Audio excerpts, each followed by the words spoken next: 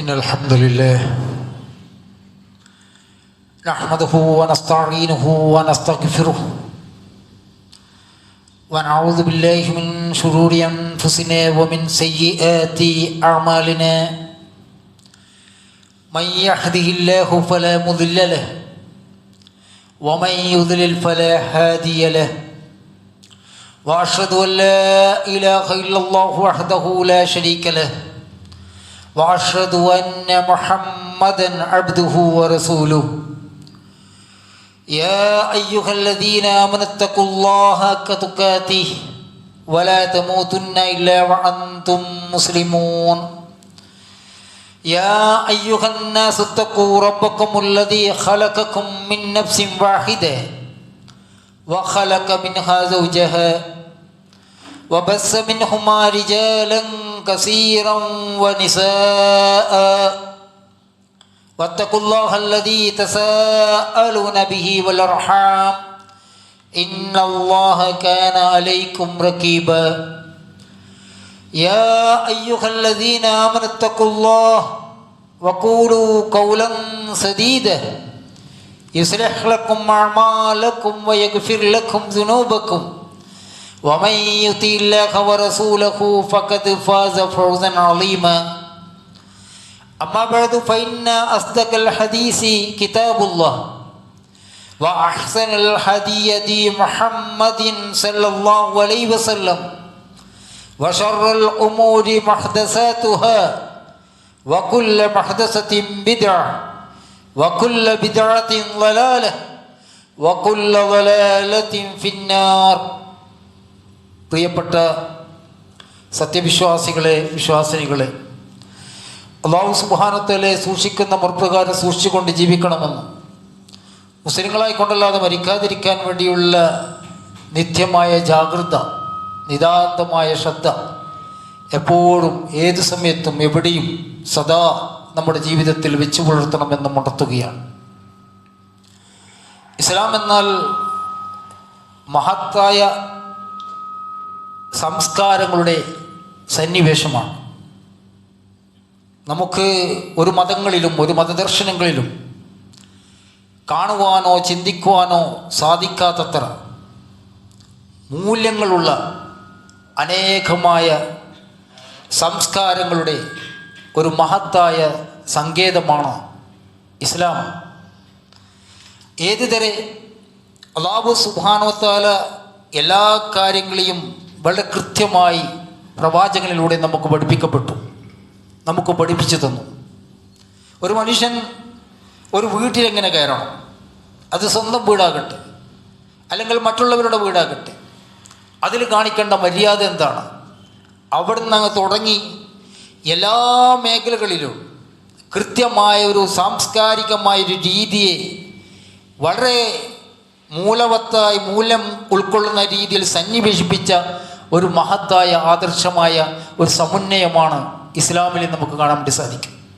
ഇപ്പോൾ അല്ലാഹു സുബ്ഹാനഹു വതആല വിശ്വാസികളെ വിളിച്ചുകൊണ്ട് തന്നെ പറയുന്നുണ്ട്, യാ അയ്യുഹല്ലദീന ആമനൂ, ഏ വിശ്വാസികളെ, ലാ തദ്ഖുലൂ ബുയൂതൻ ഗൈറ ബുയൂതിക്കും, നിങ്ങളുടേതല്ലാത്ത വീടുകളിൽ നിങ്ങൾ കടക്കരുത്.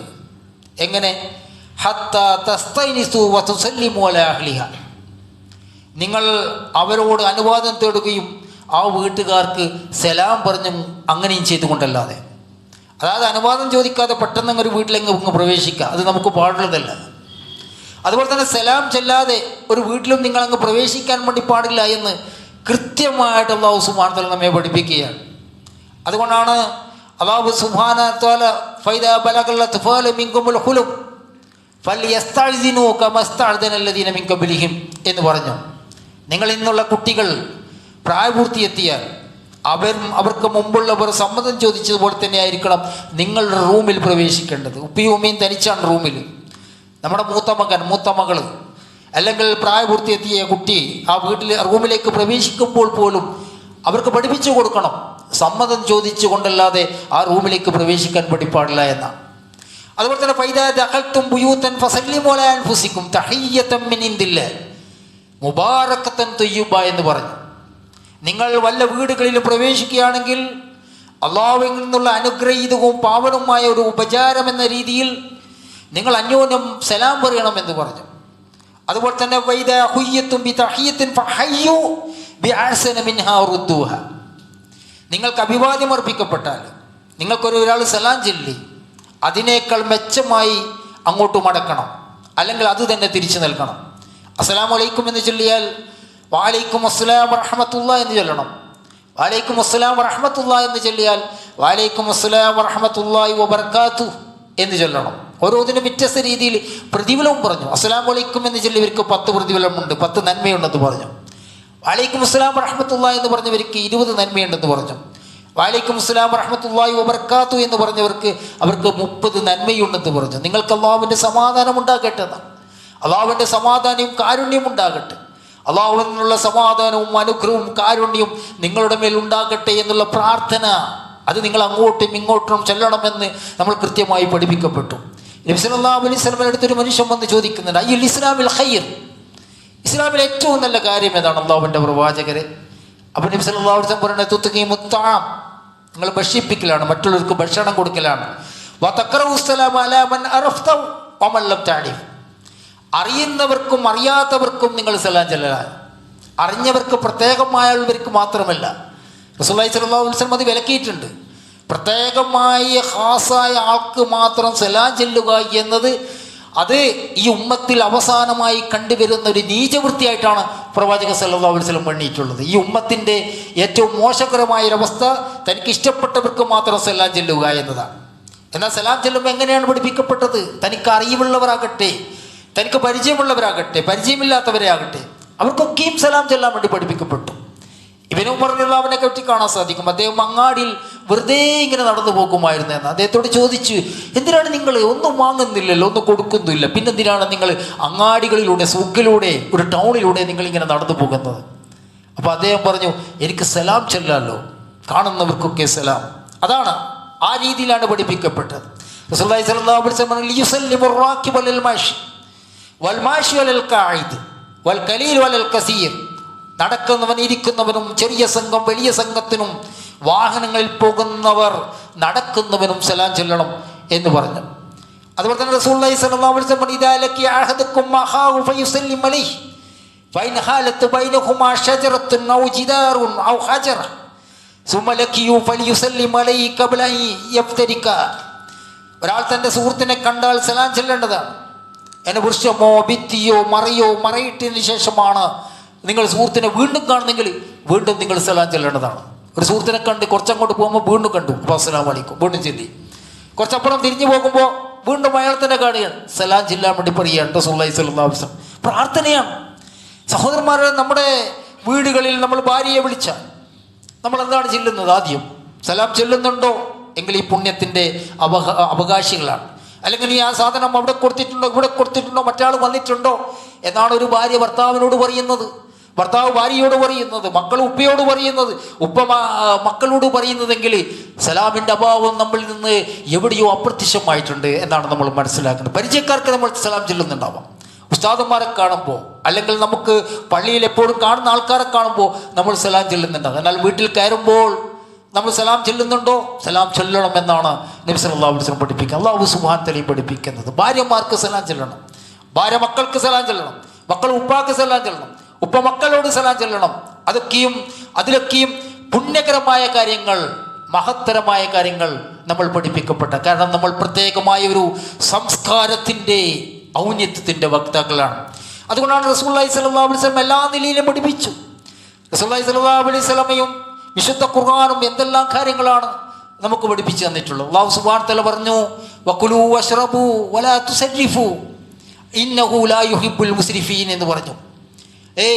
വകുലൂ വശ്റബൂ, അതെ നിങ്ങൾ തിന്നണം കുടിക്കണം, വലാ തുസ്രിഫൂ, നിങ്ങൾ അധികമാക്കരുത്, ഓവറാക്കരുത്. ഇന്നഹു ലാ യുഹിബ്ബുൽ മുസ്രിഫീൻ, ദുർവ്യയം ചെയ്യുന്നവരെ അള്ളാഹു ഇഷ്ടപ്പെടുകയില്ല. തിന്നാനും കുടിക്കാനും നമുക്ക് അനുവാദമുണ്ട്, പക്ഷെ ആ അനുവാദത്തിൽ പോലും അതിര് കവിയരുത്, പൊങ്ങച്ചം പാടില്ല, മറ്റുള്ളവരെ കാണിക്കാൻ വേണ്ടി പാടത്തില്ല. സ്വന്തം വീട്ടിൽ കല്യാണം വന്നാൽ പോലും അതിൽ ലിമിറ്റുണ്ട്, സ്വന്തം കല്യാണം വന്നാലും ലിമിറ്റുണ്ട്. മറ്റുള്ളവരുടെ അടുത്ത് പോയിട്ട് ഭക്ഷണം കഴിക്കുന്നതിലും ഒരു ലിമിറ്റുണ്ട്. കല്യാണ വീടല്ലേ, മുക്കൂട്ടം തിന്ന എന്നൊരു നിലപാടല്ല ഒരു മുസ്ലിം പഠിപ്പിക്കപ്പെട്ടത്. കാരണം അവൻ വ്യക്തമായൊരു സംസ്കാരമുള്ളവനാണ്. കുലൂ വശ്റബൂ വലാ തുസ്രിഫൂ, നിങ്ങൾ തിന്നണം, കുടിക്കണം, അതിൽ ഓവറാകരുത്, അതിരാകരുത്. അതുപോലെ തന്നെ വസ്ത്രം ധരിക്കുന്ന കാര്യത്തിൽ പോലും മര്യാദകൾ പഠിപ്പിക്കപ്പെട്ടു. യാ ബനി ആദമ ഖദ് അൻസൽനാ അലൈക്കും ലിബാസ, നിങ്ങൾക്ക് നാം നിങ്ങളുടെ ഗോപ്യസ്ഥാനങ്ങൾ മറക്കാൻ ഉതകുന്ന വസ്ത്രവും അലങ്കാര വസ്ത്രവും നിങ്ങൾക്ക് നൽകിയിട്ടുണ്ട്. അല്ലാഹു സുബ്ഹാനഹു വതആല പറഞ്ഞു, നിങ്ങളെ ചൂടിൽ നിന്ന് രക്ഷപ്പെടുത്താൻ, അതുപോലെ തന്നെ നിങ്ങളുടെ മറ്റുള്ള ആക്രമണങ്ങളിൽ നിന്നൊക്കെ തടയാൻ ആ രൂപത്തിലുള്ള വസ്ത്രവും പടയങ്കിയൊക്കെയും നിങ്ങൾക്ക് നൽകിയിട്ടുണ്ട്.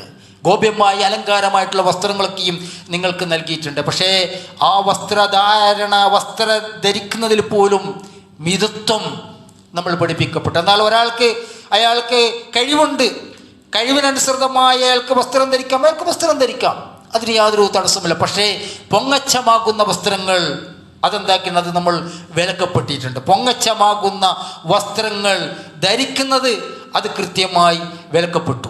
കാരണം എന്താണ്? മറ്റുള്ളവർ ഇല്ലാത്തവരുണ്ടാവും, സമൂഹത്തിൽ ഉള്ളവരുണ്ടാവും, അവിടെയും ഒരു മിതത്വം, വ്യക്തമായ സംസ്കാരം പഠിപ്പിക്കപ്പെട്ടു. ഏതുവരെ? നബി സല്ലല്ലാഹു അലൈഹി വസല്ലം പറഞ്ഞു, ലാ തഹ്കിറന്ന മിനൽ മഅറൂഫി ഷൈഅൻ, ഒരു കാര്യത്തെയും ഒരു പുണ്യകരമായ ഒരു സംഗതിയെ നിസാരമായി കാണാൻ പാടില്ല. വളരെ നിസാരമാണ് നമുക്ക് കാണുന്നൊരു പുണ്യകരമായ സംഗതിയായിരിക്കും. ചിലപ്പോൾ ഒരാൾ കയറി വരുന്നു, അയാളൊന്ന് പിടിച്ചിരുത്താൻ സഹായിക്കാം. ചിലപ്പോൾ വേറെ ഏതെങ്കിലും രൂപത്തിൽ ഒരു സാമ്പത്തികമായി പ്രയാസം അനുഭവിക്കുന്ന ഒരു വ്യക്തിയാണ്, അയാളെ സഹായിക്കാൻ വേണ്ടി ഏതെങ്കിലും രീതിയിൽ കഴിയുന്ന മേഖലയിൽ പ്രവർത്തിക്കാം. വീട് നിർമ്മാണത്തിൽ പ്രയാസമുള്ള ഒരാളാണ്, മറ്റുള്ളവരോട് ചോദിച്ചിട്ട് എന്തെങ്കിലും വാങ്ങിക്കൊടുക്കുക. എന്താണ് നമുക്ക് നിസാരമാണെന്ന് തോന്നുന്നത്, അതൊന്നും നിങ്ങൾ നിസാരമാക്കി കരുതരുത്. സ്വന്തം സഹോദരനെ കാണുന്ന പുഞ്ചിരി ഉണ്ടല്ലോ, ആ പുഞ്ചിരി പോലും എന്നാണ്. ഒരാൾ കാണുമ്പോൾ ഇത് പുഞ്ചിരിക്കാം. എന്താണ് സഹോദരന്മാരെ പുഞ്ചിരിച്ചാൽ നമുക്ക് പ്രയാസം എന്താണ്? ഒരു പേശിയൊന്ന് വലിച്ച് ഇങ്ങോട്ടും അങ്ങോട്ടും നീക്കിയാൽ നമ്മുടെ മനസ്സിന് കിട്ടുന്ന സമാധാനം എത്രയാണ്, അതിൽ കിട്ടുന്ന ഒരു ആനന്ദമുണ്ട് നമ്മൾ അറിയാതെ. ഒരാളെ കാണുമ്പോൾ, ഒരു പരിചിതനെ കാണുമ്പോൾ, അല്ലെങ്കിൽ ഒരു മുസ്ലിമായ ഒരു സഹോദരനെ കാണുമ്പോൾ, അല്ലെങ്കിൽ ഒരു സഹോദരനെ കാണുമ്പോൾ നമ്മൾ ചിരിക്കുകയാണ്. ചിരിക്കുന്നതോടുകൂടി നമ്മുടെ ഹൃദയത്തിൽ അതിലൂടെ കിട്ടുന്ന ഒരു ആനന്ദമുണ്ട്, നമ്മൾ അറിയുന്നില്ലത്. എന്നാൽ എപ്പോഴും ആരെ കണ്ടാലും മുഖം ഇങ്ങനെ കർപ്പിച്ച് പിടിച്ച് കടിച്ചു വീറാണെന്ന രീതിയിൽ നിൽക്കുമ്പോൾ അവനറിയാതെ അവൻ്റെ മനസ്സിൽ കിട്ടുന്ന അവനറിയാതെ വരുന്ന തിക്തഫലങ്ങളുണ്ട്, അത് അവനറിയാതെ പോകുന്നു എന്നാണ്. അപ്പോൾ പുഞ്ചിരിക്കുന്നത് പോലും പുണ്യകരമായിട്ടാണ് നമ്മൾ പഠിപ്പിക്കപ്പെട്ടിട്ടുള്ളത്. ഒരു സഹോദരനെ കാണുന്നത് പുഞ്ചിരിക്കുന്നതിൽ പോലും ധർമ്മമുണ്ട് എന്ന് പഠിപ്പിച്ചു. അതുപോലെ തന്നെ സഹോദരനെ കാണുമ്പോൾ ഹസ്തദാനം ചെയ്യണം. നബി സല്ലല്ലാഹു അലൈഹി വസല്ലം പറഞ്ഞു, മാ മിൻ മുസ്ലിമൈനി യൽതഖിയാനി ഫയതസാഫഹാനി ഇല്ലാ ഗുഫിറ ലഹുമാ ഖബ്ല അൻ യഫ്തരിഖാ. അതേ, രണ്ട് മുസ്ലിങ്ങൾ പരസ്പരം കണ്ടുമുട്ടി, എന്നിട്ട് ഒരാളെ പറ്റിയാൾക്ക് സലാം ചൊല്ലി കൈകൾ ഇങ്ങനെ കൊടുത്താൽ അതെ, അവർ പിരിഞ്ഞു പോകുന്നതിന് മുമ്പേ അവരുടെ ദോഷങ്ങൾ പൊറുക്കപ്പെടുന്നതാണ്. ഒരു സഹോദരൻ മറ്റൊരുക്ക് കൈ കൊടുക്കാണ്ട് പിന്തിരിഞ്ഞു പോകാന്നല്ല, കൈ കൊടുത്തു, ഒന്ന് സലാം ചൊല്ലി, കൈ കൊടുത്തിട്ട് അങ്ങോട്ടും ഇങ്ങോട്ടും കുശലം അന്വേഷിക്കുക. റസൂലുള്ളാഹി സ്വല്ലല്ലാഹു അലൈഹി വസല്ലം പറയാണ്, അവർ പിരിഞ്ഞു പോകുന്നതിന് മുമ്പേ, കൈ വേർപ്പെടുത്തുന്നതിന് മുമ്പേ അവരുടെ പാപങ്ങൾ പൊറുക്കപ്പെടുന്നതാണ് എന്ന് റസൂലുള്ളാഹി സ്വല്ലല്ലാഹു അലൈഹി വസല്ലം പറയുകയാണ്. നബി സല്ലല്ലാഹു അലൈഹി വസല്ലം അങ്ങനെ ഒരു പ്രകൃതമായിരുന്നു റസൂലുള്ളാഹി സ്വല്ലല്ലാഹു അലൈഹി വസല്ലമക്ക് ഉണ്ടായിരുന്നത്. ആയിഷ റളിയല്ലാഹു അൻഹ ഒരിക്കൽ പറയുന്നുണ്ട്, റസൂലുള്ളാഹി സ്വല്ലല്ലാഹു അലൈഹി വസല്ലമ എൻ്റെ വീട്ടിലിരിക്കുമ്പോൾ സെയ്ദ് ബിൻ ഹാരിസ മദീനയിൽ എത്തുകയും നബിയെ കാണാൻ വേണ്ടി വരികയും ചെയ്തു. റസൂലുള്ളാഹി സ്വല്ലല്ലാഹു അലൈഹി വസല്ലമയുടെ വാതിൽ അദ്ദേഹം മുട്ടി.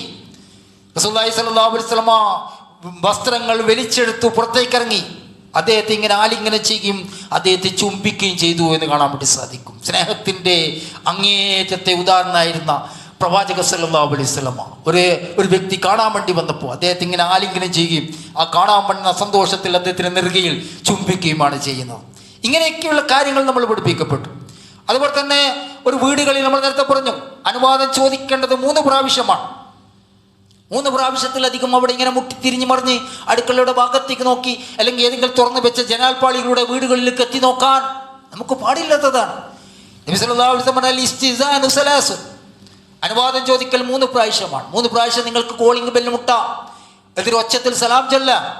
ഫൈൻ അതിനലക്ക്, അനുമതി കിട്ടിയാൽ നിങ്ങൾക്ക് പ്രവേശിക്കാം. വൈല്ല ഫർജ, എന്നിട്ടും ആൾക്കാരൊന്നും മറുപടിയൊന്നും ഉള്ളിൽ നിന്ന് വരുന്നില്ല, ആരുടെയും ശബ്ദം കേൾക്കുന്നില്ല. അവിടെ മുട്ടി ബഹളമുണ്ടാക്കി അടുക്കളയിലേക്ക് പോയി അടുക്കള വാതിൽ മുട്ടി ഉള്ള ജനലൊക്കെ തുറന്ന് നോക്കുന്ന ജനലിൻ്റെ ഭാഗത്തേക്ക് എത്തി നോക്കാനൊന്നും നമ്മൾ കൽപ്പിക്കപ്പെട്ടിട്ടില്ല. നിങ്ങൾ മടങ്ങിപ്പോകണമെന്ന് നമ്മളോട് പഠിപ്പിക്കുകയാണ്. എന്താണ് ഇതിൻ്റെ മാർഗം എന്നൊരു വ്യക്തമായൊരു സംസ്കാര സമ്പന്നമായ ഒരു ജീവിത രീതി, അതാണ് ഒരു മുസ്ലിം നയിക്കേണ്ടത് എന്നാണ് അത് പഠിപ്പിക്കുന്നത്. അതുപോലെ തന്നെ ഒരു ഒരു സദസ്സിൽ നമ്മൾ പ്രവേശിക്കുകയാണ്. ആരോഗ്യമുള്ളൊരു മനുഷ്യനാണ്.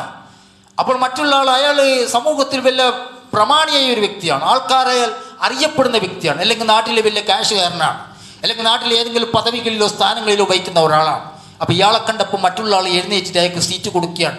ആ സീറ്റിൽ ഇരിക്കാൻ പാടില്ല എന്നാണ് ഒരു വിശ്വാസിക്ക് പഠിപ്പിക്കപ്പെട്ടത്. നബി സല്ലല്ലാഹു അലൈഹി വസല്ലം പറഞ്ഞു, ലാ യുഖീമന്ന അഹദുക്കും റജുലൻ മിൻ മജ്ലിസി സുമ്മ യജ്ലിസു ഫീ വലാകിൻ തവസ്സു വതവസ്സഹു വകാന ഇബ്നു ഉമർ ഇദാ ഖാമ ലഹു റജുലുൻ മിൻ മസ്ജിദി ലം യജ്ലിസ് ഫീ. അതായത് ഒരു വ്യക്തിയെ തൻ്റെ സീറ്റിൽ നിന്ന് എഴുന്നേൽപ്പിച്ച് തൽസ്ഥാനത്ത് നിങ്ങൾ ഇരിക്കരുത്. റസൂലുള്ളാഹി സ്വല്ലല്ലാഹു അലൈഹി വസല്ലം കൽപ്പന, നിങ്ങൾ വിശാലത കാണിക്കുകയും സൗകര്യം ചെയ്ത് കൊടുക്കുക. ഒരാൾ തനിക്ക് വേണ്ടി സദസ്സിൽ നിന്ന് എഴുന്നേറ്റ് മാറിക്കൊടുത്താൽ മഹാനായ സഹാബി ഇബ്നു ഉമർ ആ സീറ്റിൽ ഒരിക്കലും ഇരിക്കാറുണ്ടായിരുന്നില്ല എന്ന് ഈ റിപ്പോർട്ട് ചെയ്ത റാവി പറയുകയാണ്. ഇബ്നു ഉമർ മഹാനായ സഹാബിയാണ്. അദ്ദേഹത്തിന് വേണ്ടി ആരെങ്കിലും പിൽക്കാലത്ത് ധാരാളം വർഷങ്ങൾ ജീവിച്ച മഹാനായ സഹാബിയാണ്. അദ്ദേഹം വരുന്നൊരു സദസ്സിലേക്ക് ഒരാൾ അദ്ദേഹത്തിന് വേണ്ടി സീറ്റ് എണീറ്റ് മാറിക്കൊടുത്താൽ അദ്ദേഹം അവിടെ ഒരിക്കലും ഇരിക്കാറുണ്ടായിരുന്നില്ല എന്ന് പറയുകയാണ്. അതുപോലെ തന്നെ നമുക്ക് കാണാം, നിങ്ങളിൽ ഒരാൾ ഇരിപ്പിടങ്ങളിൽ നിന്ന് എഴുന്നേൽക്കുകയും പിന്നെ മടങ്ങി വരികയും ചെയ്താൽ എങ്ങനെ,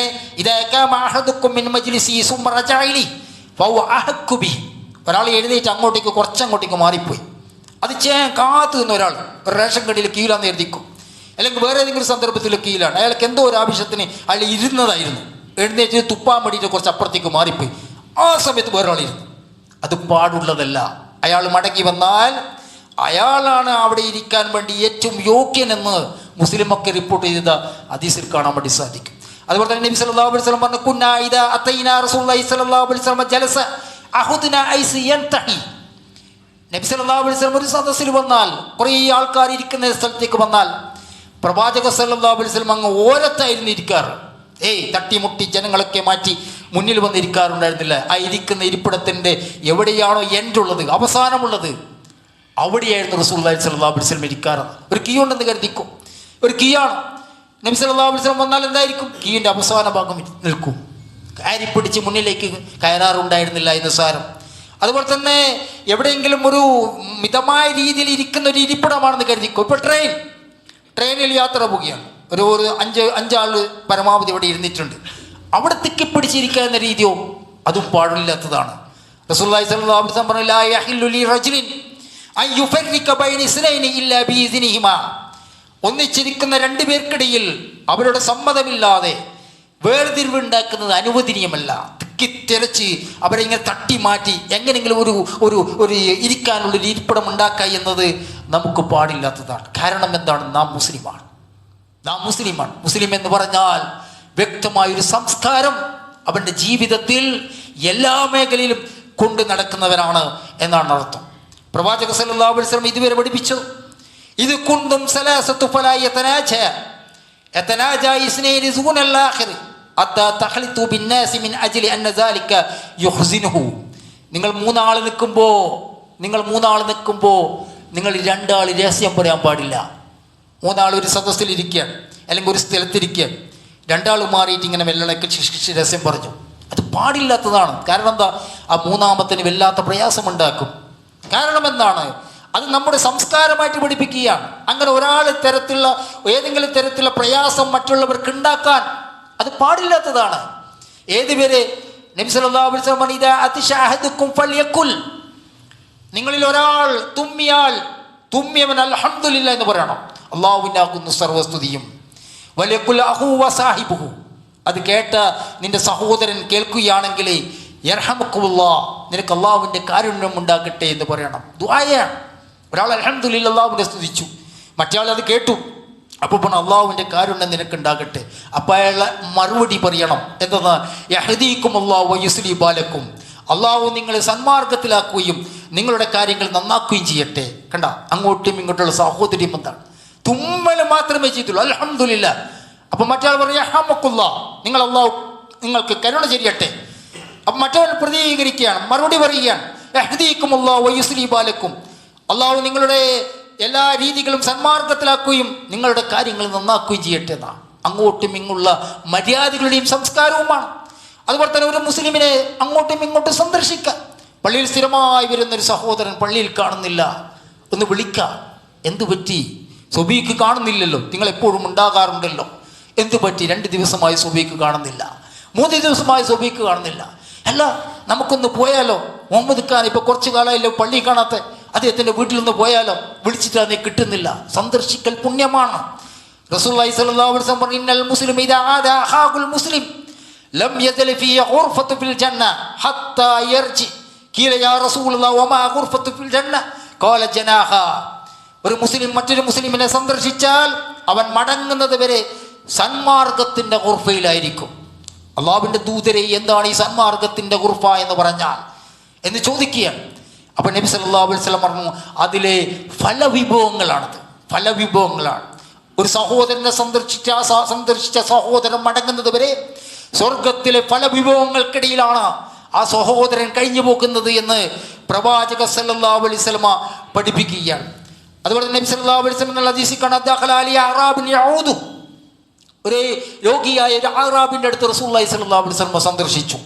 ലാ ബഅസ തഹൂറുൻ ഇൻഷാ അല്ലാഹ്.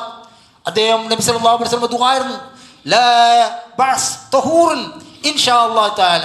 അല്ലാഹു സുബ്ഹാനഹു വ തആല ഉദ്ദേശിക്കുന്നുണ്ടെങ്കിൽ ഇതൊരു ശുദ്ധീകരണ ഉപാധിയാണ്. രോഗികൾക്കുള്ള സന്ദർശന വേളയിൽ നമ്മൾ പ്രാർത്ഥിക്കണം.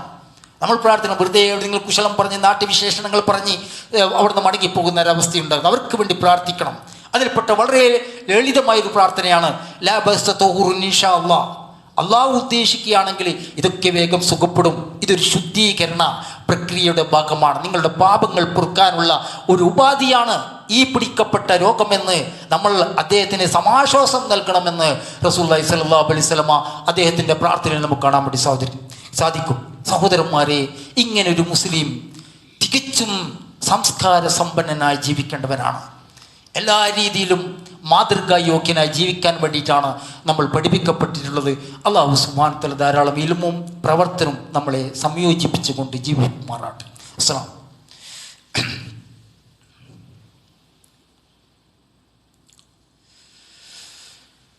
അൽഹംദുലില്ലാഹി റബ്ബിൽ ആലമീൻ. യാ അയ്യുഹല്ലദീന ആമനു തഖുല്ലാഹ്. പ്രിയപ്പെട്ട സത്യവിശ്വാസികളെ, വിശ്വാസികളെ, അല്ലാഹു സുബ്ഹാനഹു വ തആല സൂക്ഷിക്കുന്ന മുറപ്രകാരം സൂക്ഷിച്ചുകൊണ്ട് ജീവിക്കണമെന്നും മുസ്ലിങ്ങളായിക്കൊണ്ടല്ലാതെ മരിക്കാതിരിക്കാൻ വേണ്ടിയുള്ള നിത്യമായ നിതന്തമായ എപ്പോഴുമുള്ള ജാഗ്രത വെച്ച് പുലർത്തണമെന്ന് ഉണർത്തുകയാണ്. വിശ്വാസികളെന്ന രീതിയിൽ പല രൂപത്തിലും ശ്രദ്ധിക്കേണ്ട കാര്യങ്ങളുണ്ട്. ഇപ്പോൾ നബി സല്ലല്ലാഹു അലൈഹി വസല്ലമുള്ള ഹദീസിൽ കാണാം, കാൻ റസൂലുള്ളാഹി സ്വല്ലല്ലാഹു അലൈഹി വസല്ലമ, നബി സല്ലല്ലാഹു അലൈഹി വസല്ലമ എപ്പോഴും ചെയ്തിരുന്ന യുഅജിബുഹു തഅമ്മുന ഫീ ഷൈനി കുല്ലിഹി ഫീ തഹൂരിഹി വ തറജ്ജുലിഹി വ തനഉലിഹി.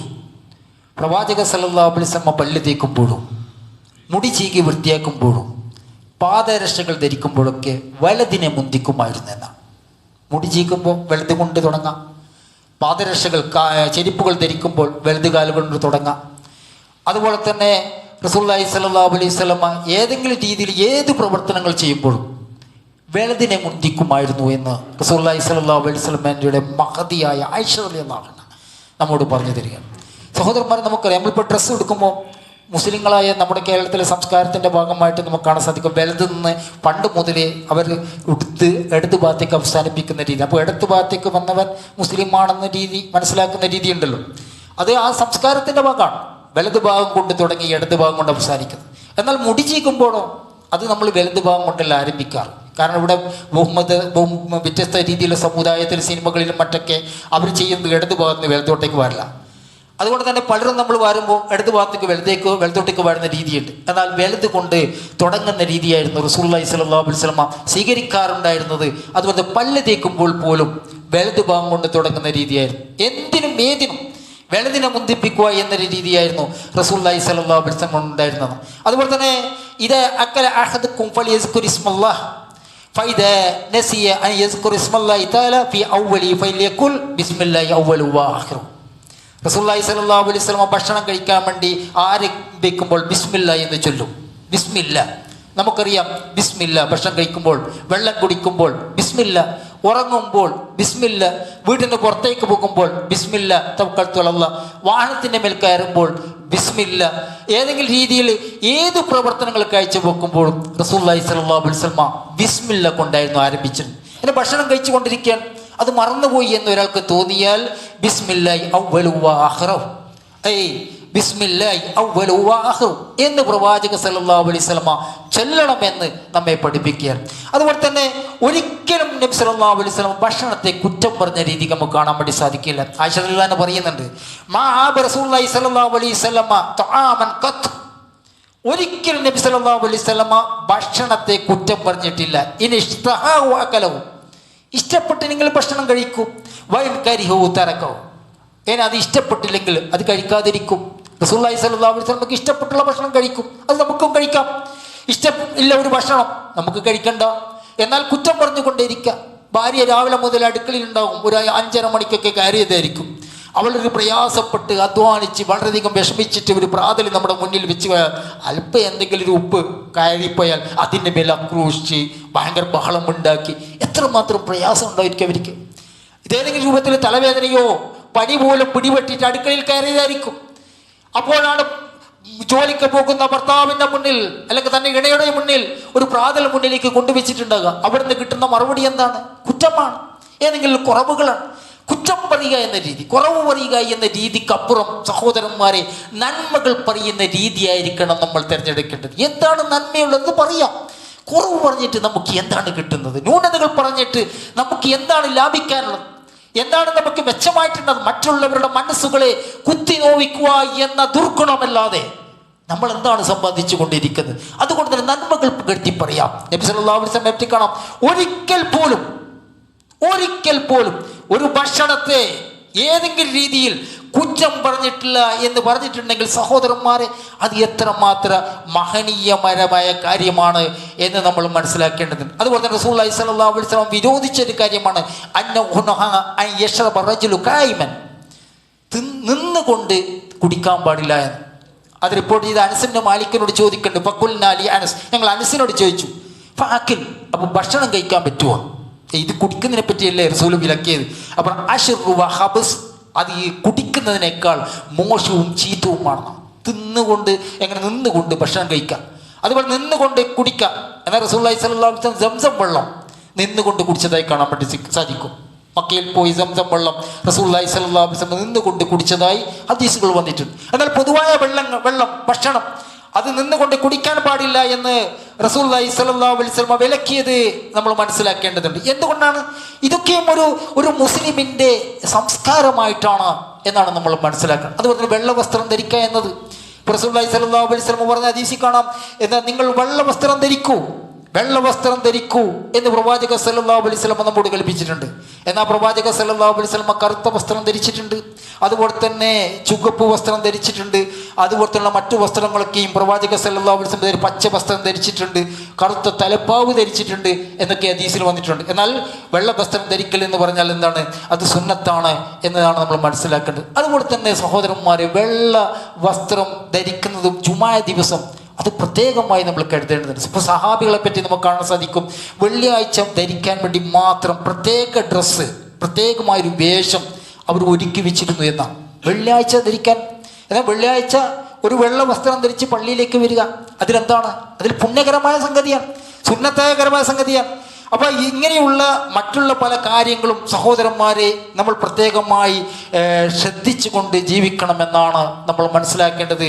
ഒരു ഇസ്ലാമിക സംസ്കാരം എന്ന് പറഞ്ഞാൽ ഏതെങ്കിലും രീതിയിലൊരു സംസ്കാരമല്ല, മൂല്യവത്തായ പല സംസ്കാരങ്ങളുടെയും ഒരു സമന്വയമാണ്.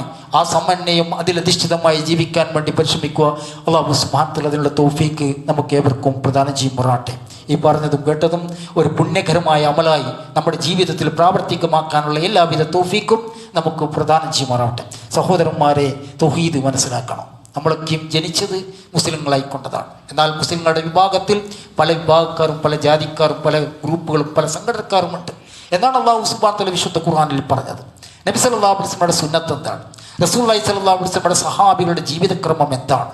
ആ ജീവിതക്രമത്തെ അനുധാവനം ചെയ്യാനാണ് നമ്മൾ കൽപ്പിക്കപ്പെട്ടിട്ടുള്ളത്. പ്രവാചക സല്ലല്ലാഹു അലൈഹി വസല്ലമ ഏത് രീതിയിലാണ് ഇസ്ലാമിനെ പരിചയപ്പെടുത്തിയത്, അള്ളാഹുവിനെ പരിചയപ്പെടുത്തിയത്, അത് പഠിക്കുകയും ആ രൂപത്തിലുള്ള വിശ്വാസധാരയിലേക്ക് നമ്മുടെ വിശ്വാസത്തെ മാറ്റുവാനുള്ള പരിശ്രമം നമ്മൾ ഉണ്ടാക്കണം. സുന്നത്ത് മനസ്സിലാക്കണം. ഏറ്റവും സെറ്റ് എല്ലാ മേഖലകളിലും സുന്നത്തനുസൃതമായി ജീവിക്കാൻ നോക്കണം. ഏതൊക്കെ രീതിയിലുള്ള പുതുനിർമ്മിതികൾ കാലാനുസൃതം സമൂഹത്തിൽ കയറിക്കൊണ്ടേയിരിക്കുന്നുണ്ടോ അതിനെ മനസ്സിലാക്കുകയും അത് വർദ്ധിച്ചു കൊണ്ടുള്ള ജീവിതശൈലി തിരഞ്ഞെടുക്കാൻ വേണ്ടി നമ്മൾ തിരഞ്ഞെടുക്കണം. അതുപോലെ തന്നെ പലിശ ഇടപാടുകൾ നമുക്ക് ഭാഗമായിട്ടുണ്ടെങ്കിൽ പരിപൂർണമായി നിന്ന് മുക്തമായൊരു ജീവിത രീതി ഉണ്ടാക്കണം. സിനിമ, സംഗീതം, സീരിയൽ, മ്യൂസിക് ഇതിൻ്റെയൊക്കെ അഡിക്റ്റാണ്. അമിതമായ മൊബൈൽ ഫോണിൻ്റെ ഉപയോഗത്തിലാണ് നമ്മൾ ഉള്ളതെങ്കിൽ നമ്മളതിനെക്കുറിച്ച് ഒരു പുനർവിചിന്തനം നടത്തണം. അള്ളാഹു സുബ്ഹാനഹു വ തആല നമ്മളേവരെയും സഹായിക്കുമാറാവട്ടെ. അള്ളാഹുവേ സാധാ മരുന്നുകൾ കൊണ്ട് മാറാ രോഗങ്ങൾ, എപ്പോഴും മരുന്നുകളെ ആശ്രയിച്ച് കഴിയേണ്ടി വരുന്ന അവസ്ഥകൾ, വേദന സംഹാരികളെ ആശ്രയിച്ച് കഴിയേണ്ടി വരുന്ന അവസ്ഥകൾ, മറ്റുള്ളവരെ ആശ്രയിച്ച് കഴിയേണ്ടി വരുന്ന അവസ്ഥകൾ, വാർദ്ധക്യത്തിലോ മറ്റോ ജീവക്ഷമായി കഴിയേണ്ടി വരുന്ന അവസ്ഥകൾ, പെട്ടെന്നുണ്ടാകുന്ന മരണങ്ങൾ, പോസ്റ്റ്മോർട്ടം പോലെയുള്ള അപകട മരണങ്ങൾ, അള്ളാഹുവെ നിന്നോട് ഞങ്ങൾ അഭയം ചോദിക്കുകയാണ്. അള്ളാഹുവെ നമ്മുടെ ജീവിതത്തിൻ്റെ ഏറ്റവും നല്ല സമയം നമ്മുടെ അന്ത്യസമയമാക്കുകയും അവസാനത്തെ നിസ്കാരങ്ങൾ പോലും പൂർണ്ണമായി നിസ്കരിച്ച് ലാ ഇലാഹ ഇല്ലല്ലാഹ് എന്ന് ചൊല്ലി മരിക്കുന്ന സത്യവിശ്വാസികളാക്കി നമ്മളെ വരെ നീ മാറ്റി തീർക്കണമേ. അള്ളാഹുവെ നാളെ ജന്നാത്തുൽ ഫിർദൗസിൽ മഹാനായ മുഹമ്മദ് മുസ്തഫ സല്ലല്ലാഹു അലൈഹി വസല്ലമയുടെ അയൽവാസിയായി കഴിയാനുള്ള ഉത്തമമായ മഹാഭാഗ്യം നമുക്കേവർക്കും പ്രദാനം ചെയ്യണമേ. അള്ളാഹുവെ നമ്മിൽ നിന്ന് ജീവിച്ചിരിക്കുന്ന മാതാപിതാക്കൾക്ക് നീ ദീർഘായുസ്സും ആരോഗ്യ സൗഖ്യവും ഹിദായത്തും പ്രദാനം ചെയ്യണമേ. അള്ളാഹുവെ നമ്മിൽ നിന്ന് മരിച്ചുപോയ മാതാപിതാക്കൾക്ക് നിന്റെ വിശാലമായ മഗ്ഫിറത്ത് വഴി അവരെയും നമ്മളെ നിന്റെ ജന്നാത്തുൽ ഫിർദൗസ് ഒരുമിച്ച് കൂട്ടണമേ. അള്ളാഹുവെ നമ്മുടെ ഭാര്യമാരെയും കുട്ടികളെയും നമ്മൾ ഒരു കൺകുളിർമ ഉള്ളതാക്കി മാറ്റണമേ. നമ്മളാൽ നമ്മുടെ മാതാപിതാക്കൾക്ക് ഒരു കൺകുളിർമ ഉള്ളവരാക്കി മാറ്റി തീർക്കണമേ. റബ്ബനാ ആതിനാ ഫിദ്ദുനിയ ഹസന വഫിൽ ആഖിറതി ഹസനത വഖിനാ അസാബന്നാർ. റബ്ബനാ തഖബ്ബൽ മിന്നാ ഇന്നക അൻതസ് സമീഉൽ അലീം വതുബ് അലൈനാ ഇന്നക അൻതത് തവ്വാബുർ റഹീം. അൽഹംദുലില്ലാഹി റബ്ബിൽ ആലമീൻ.